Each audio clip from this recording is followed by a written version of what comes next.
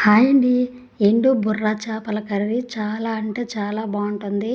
ఈ కర్రీ చేసిన రోజు మీ ఇంట్లో వాళ్ళు అన్నం అయితే కాస్త ఎక్కువగానే తింటారు. ఒకసారి మీరు కూడా ట్రై చేయండి. నేను కర్రీ చేసుకోవడానికి స్టవ్ మీద కడాయి పెట్టుకుని ఆయిల్ వేసుకున్నాను. ఆయిల్ వేడెక్కిన తర్వాత శుభ్రంగా వాష్ చేసి పెట్టుంచుకున్న ఎండు చేపలను అయితే యాడ్ చేసుకున్నాను. వీటి బుర్రలు అయితే తీసేయాలి. ఇలా శుభ్రంగా కడుక్కోవాలి. సాల్ట్ అది వేసి ఇలా ఫ్రై చేసుకోవాలి. ఫ్రై చేసుకొని కుక్ చేసుకుంటేనే బాగుంటుంది. ఫ్రై చేయకుండా వండితే చేపలు అయితే ముక్కలు ముక్కలుగా అయిపోతాయి. ఒక సైడు ఫ్రై అయిన తర్వాత వీటిని రెండో సైడు టర్న్ చేసుకొని ఫ్రై చేసుకోవాలి. చేపలు ఇలా ఫ్రై అయితే సరిపోతుంది. వీటిని అయితే ఇంకా మనం పక్కకు తీసేయాలి.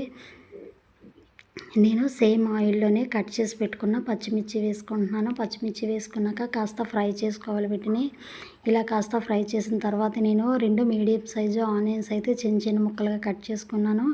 ఇప్పుడు ఆ ఆనియన్స్ ముక్కలను కూడా యాడ్ చేసుకుంటున్నాను. దీంట్లోకి ఆనియన్స్ ముక్కలు అయితే ఎక్కువే ఉండాలి. అలాగే కొంచెం సాల్ట్ వేసుకున్నాను. అలాగే చిటికెడు టర్మరిక్ పౌడర్ కూడా వేసుకుంటున్నాను. ఇవి ఇలా వేసుకొని ఫ్రై చేసుకుంటే త్వరగా ఫ్రై అవుతాయి. ఇవి యాడ్ చేసిన తర్వాత వీటిని ఇలా మిక్స్ చేసుకుంటూ ఫ్రై చేసుకోవాలి. ఇలా ఈవెన్గా మిక్స్ చేసుకుంటూ ఫ్రై చేస్తే ఆనియన్స్ అయితే బాగా ఫ్రై అవుతాయి.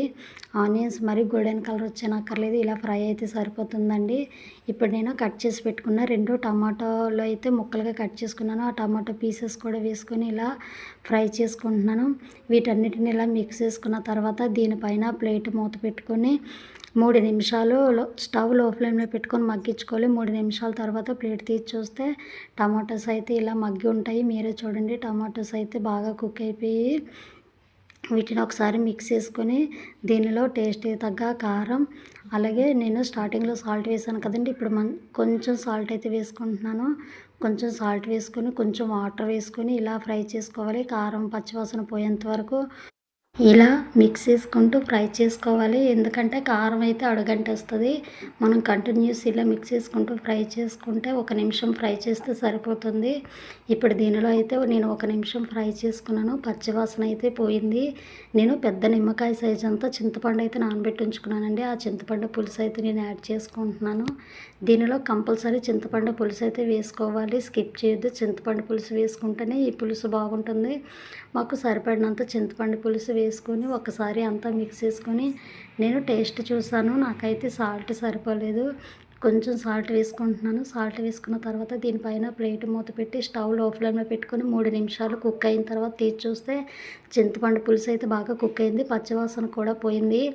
ఇప్పుడు ఇందులో నేను ఫ్రై చేసి పెట్టుకున్న చేపలను అయితే యాడ్ చేసేస్తున్నాను.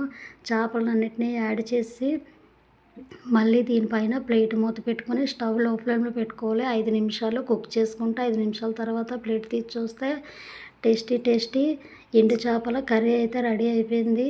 చాలా అంటే చాలా బాగుందండి. ఈ కర్రీ మీరు కూడా ఒకసారి ట్రై చేయండి. మీకు ఎలా కుదిరిందో కామెంట్ చేయండి. నేనైతే స్టవ్ ఆఫ్ చేసేసుకుంటున్నానండి. నా వీడియోస్ అయితే చూస్తున్నారు కానీ లైక్ చేయట్లేదు. మీరు ఇచ్చే ఒక లైక్ నాకు సపోర్ట్గా ఉంటుంది.